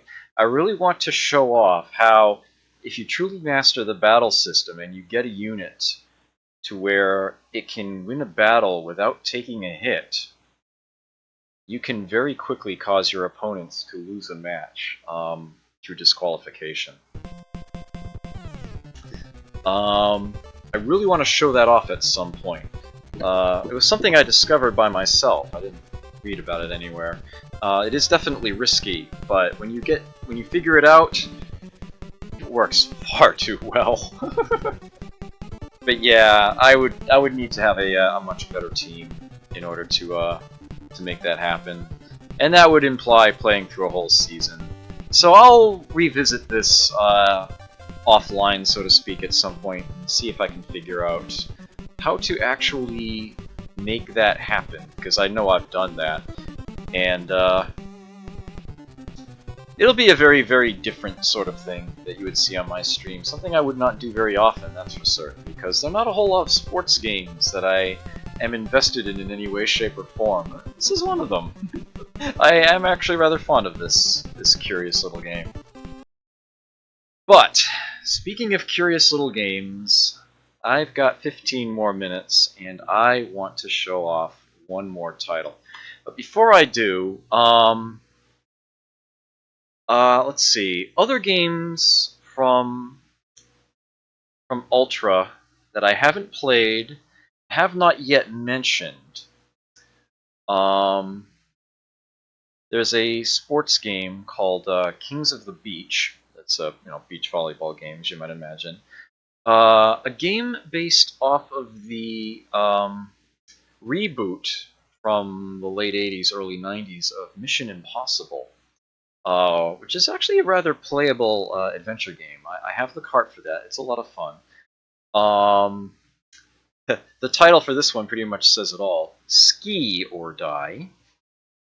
There's no exclamation point on that one for whatever reason.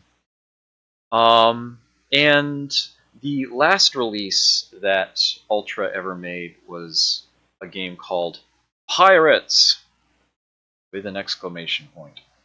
That was in October 1992, and well, from that point on, Konami really didn't need Ultra anymore, and so they closed down. And that would be all of the 17 NES and 9 Game Boy titles that Ultra produced, with the one exception of the one I'm about to play from January 1992. It was pointed out to me just the other day that one genre of game I have yet to play on stream is a point-and-click adventure. That's about to change.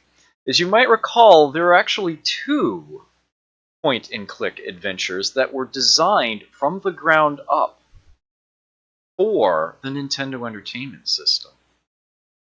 They were made with that platform in mind, as I recall. One being Maniac Mansion, famously got censored several ways in its NES version, although something that you can do to a hamster being one of the ways that somehow missed that censorship. There were quite a few things that they ended up having to change in order to actually get the game onto the NES.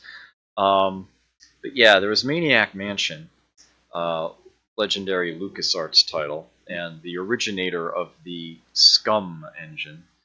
I actually forget what Scum stands for. Shame on me, but I know that the 2 M's in it, SCUMM, the 2 M's are Maniac Mansion.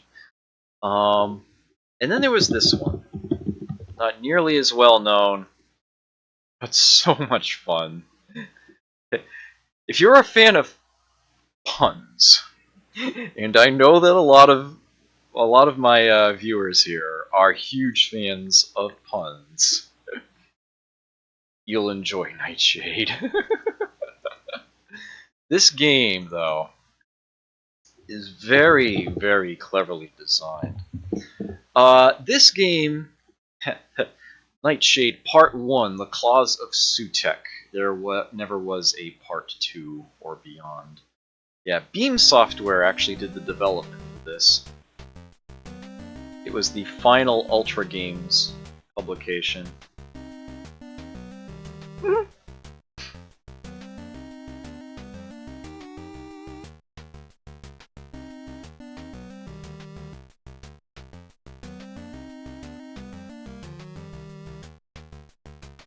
I love the noir theme, noir sense to it.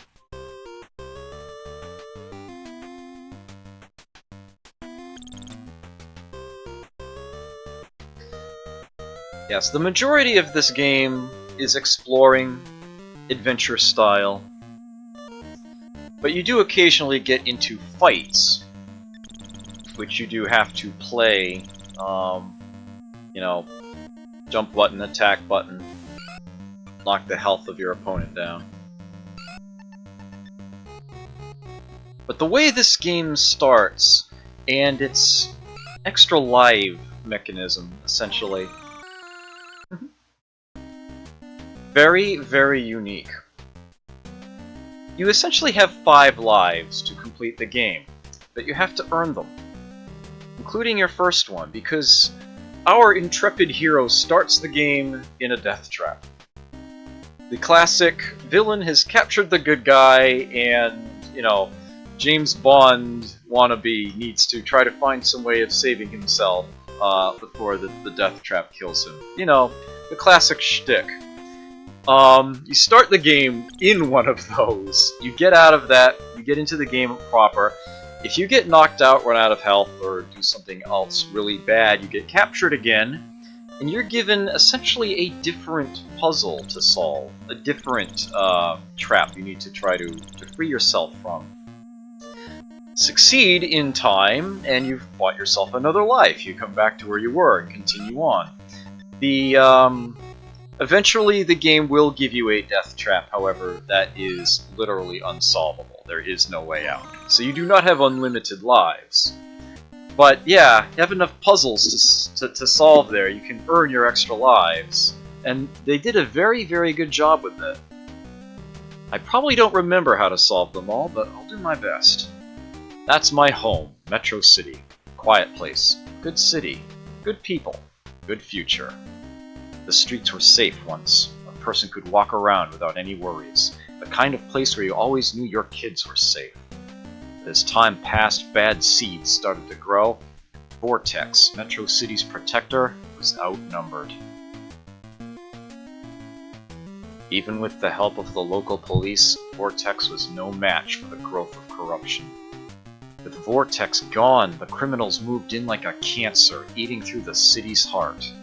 Day by day, Metro City was getting worse. Without Vortex to combat crime, things started to get out of hand.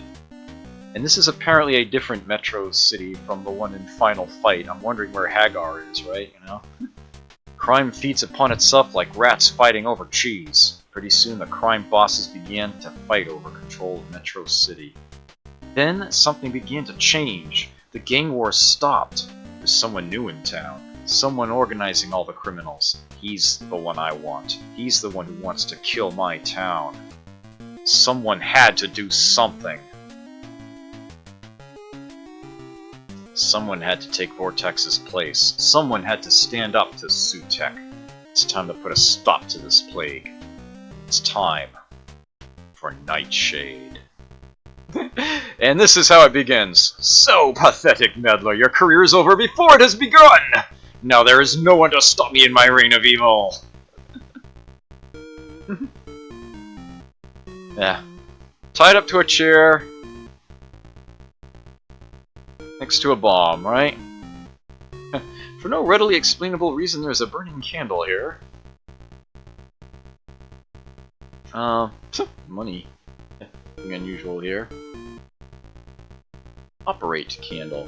She can't do that.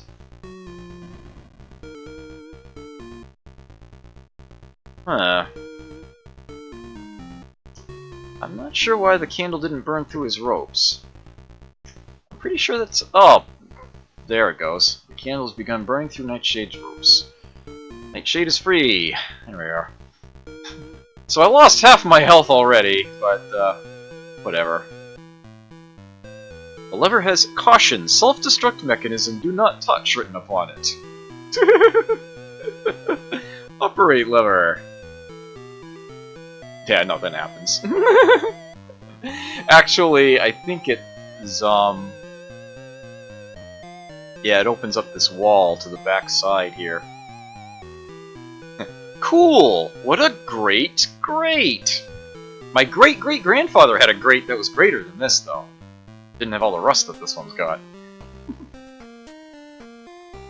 Oh, great. The grate stuck.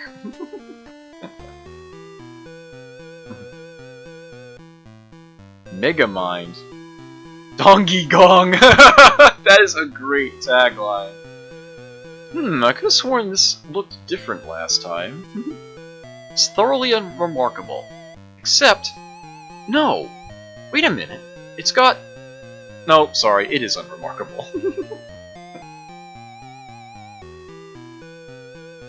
Salmon lamp. Ooh, pretty. And armor. From in amongst the armor, Nightshade collects a key. There's a crowbar. Crowbar is engraved, to my dearest Irma, love Toki. Yeah. Nightshade can't do that. I think there's a... oops. That's not what I want to do. How do I pick it up? I seem to have forgotten a few elements of the interface here. It's been a while.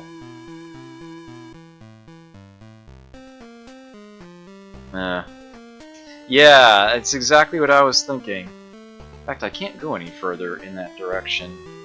There we go. Yeah, select button brings up a larger menu of options here. Pick up crowbar. Nightshade is too far away. Well, sheesh. Alright, yeah, so B button is sort of a hot select for operate, and A button for examine. Anything else I need to hit the select button. Okay. Pick up crowbar. There we go. Love how he puts it in his in his trench coat. Yeah, that portrait definitely changes every time. Oh, let's not go that way. I'll just go straight out onto the street here. I'm not going to have much time to show this game off, but I do want to do at least a little bit more here. Yes, use crowbar on the grate. Here we go. Ooh, it's too dark and scary to go through that exit. Oh gee, I wonder how I might solve that problem. Oops, the candle goes out. Bye bye, Mr. Sparky. They didn't make it that easy. Oh. Use candle. Yeah, I don't think that. Yeah. Pretty sure there is a way to relight it. Or otherwise, I'm here. Shade picks up a flashlight from the drawer on this side. Yeah, that's a lot more convenient, ain't it? Good thing I have my trusty flashlight with me. Ooh, skeleton right then and there. Nightshade collects a bone. Why? Who knows? I've already taken one bone from this skeleton, I'd better not take any more. Don't tell anyone. But I can't swim. Yeah, so even, the game starts you in the enemy's lair, and here you are trying to find a way to sneak out. I'll go ahead and show you how a fight looks. We have this lunatic who's throwing his hat around.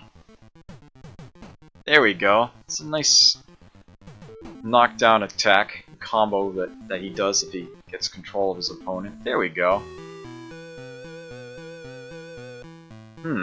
It looks cool. Oh, and it looks like there's something behind it as well.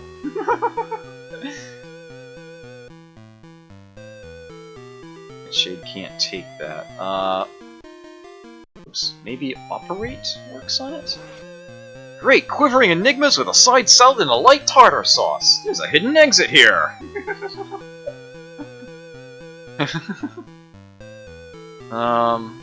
That actually isn't anything, is it? Yeah, the cursor doesn't light up on it.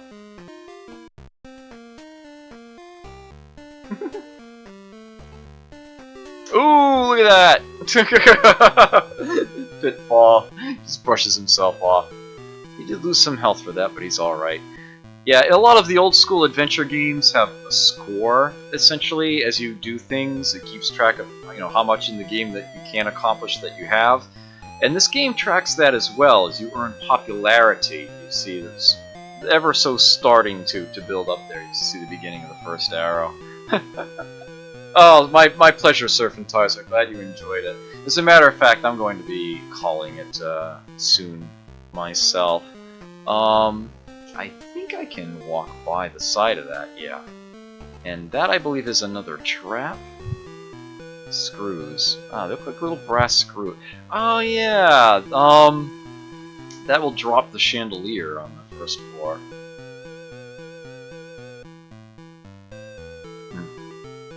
Yes! Yeah, popularity starts empty. You've got to work your way up to that. As you gain in popularity, the people you find in town will actually react to you better, be more willing to share information, that sort of thing.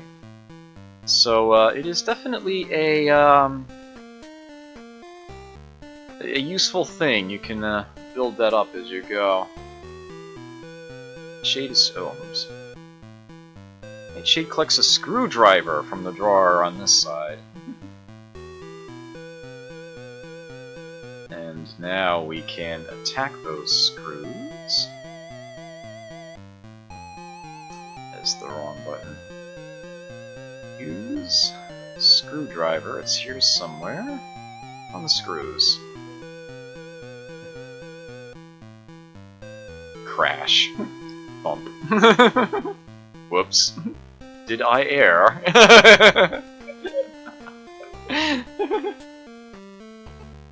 Yeah, it changes. And the chandelier's on the ground. There's a note engraved on a piece of the wreckage. It reads, "The river spirit has eaten many secrets." I don't think I can meaningfully pick this up.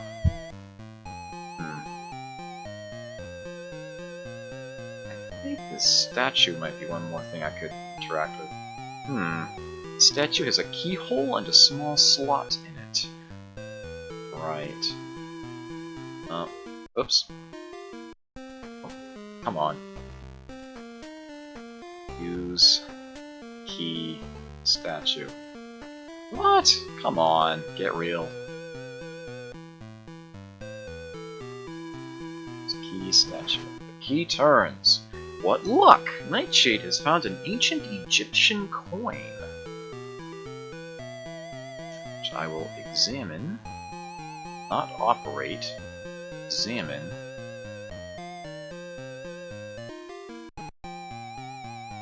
Nothing unusual here, it says.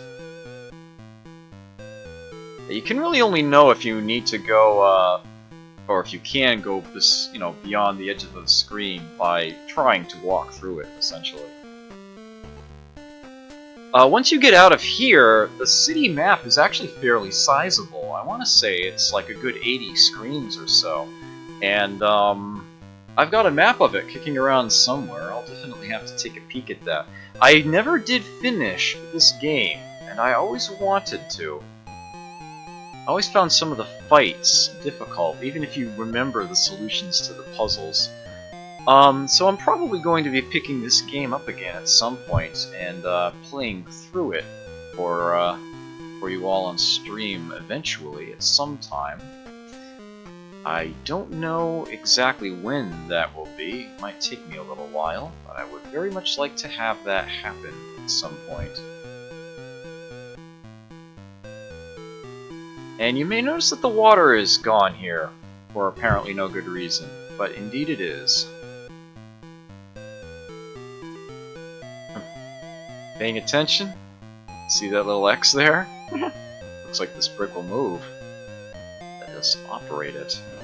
Brick slides in and down, revealing a narrow tunnel. So you actually... Oh! You can't get to the city that way. There we are. So, the old man is wearing a Vortex is my chum badge. I do believe talk is a separate command, right? Yes. Ah! So you're here at last, eh? You don't look too impressive. Why don't you have a proper cape? Here's your leotards! Vortex told me to wait for you, but I'm not having anything to do with you till you can show me you can really fight crime. There's 4 crime bosses working for Sutek. King Rat, Goliath, Lord Muck, and the Ninja Mistress. Go beat up one of them, and maybe I'll consider helping you.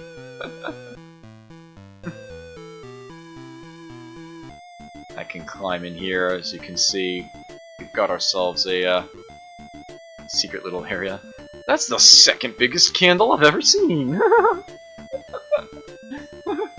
It's the equal second, then. In flame. Ack! Bernies!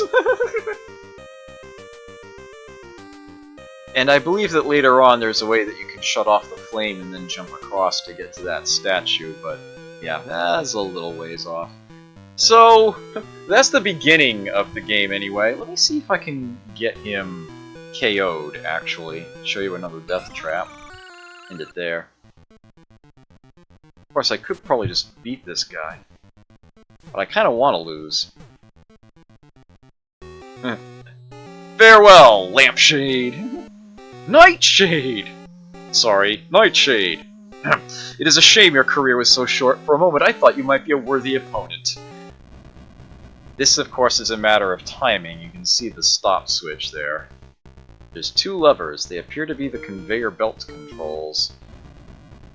You need to operate them at just the right time. Can't reach it from here.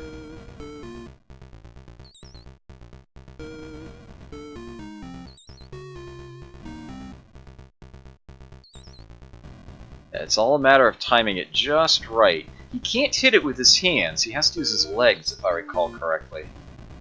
Gotta time it just right. Oh! Oh! Is the other lever. Splork. Pathetic creature. Did you really think you were a match for the power of Sutek? Metro City is mine! There's the game over screen. But yeah, wait and hit the second lever, and yeah, he makes it out of there. And there are even more diabolical traps after that. Nightshade has completed 0% of the game. You have achieved complete weed status. And on that bombshell! Oh yeah, it actually shows you credits at the end there. Bad ending there. Yeah. And of course, Maniac Mansion is the same thing, actually. Even if you get a bad ending, it still goes through the credit roll. So yeah, it's that whole vibe. Yeah, this game was designed from the ground up for the NES, and yeah, NES Adventure System there. And they never used the engine for another game or anything. They never made a sequel to this. It just sort of exists as its own thing. And I actually happen to really enjoy it. It's that odd little blip in history. It just also happens to have poor quality jokes credited to those two there. Just happens to be the last game that Ultra published. And then they closed up shop because Konami really didn't need the extra name anymore. Alright, so that's going to be it from me. I hope you found that enjoyable and or educational. I am happy with either of those. That is sort of what I go for. And, well, not a whole lot of us here at the moment. If I were to do a raid, it wouldn't be very big. I can do a quick peek to see if there's anybody out there that we can follow, but especially for the purposes of the highlights, I will do a proper sign off here. So take care, enjoy yourselves, never forget to play.